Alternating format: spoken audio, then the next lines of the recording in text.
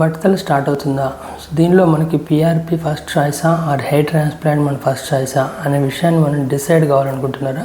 So సింపుల్గా కొన్ని important things గుర్తు చేసుకోవాలి. దానిలో ఏంటంటే పిఆర్పి అనేది రీగ్రోత్కి అండ్ ఉన్న హెయిర్స్ని కొంచెం మందంగా చేయడానికి అండ్ పొడుగ్గా చేయడానికి అండ్ ఆల్సో థిక్నెస్ ఇంప్రూవ్ చేయడానికి పనికొస్తుంది. సో కాబట్టి పిఆర్పి కానీ జిఎఫ్సి సెషన్స్ కానీ ఆల్రెడీ కొంచెం పల్చగా హెయిర్స్ ఉన్నప్పుడు వెళ్ళడం అనేది బెస్ట్ చాయిస్.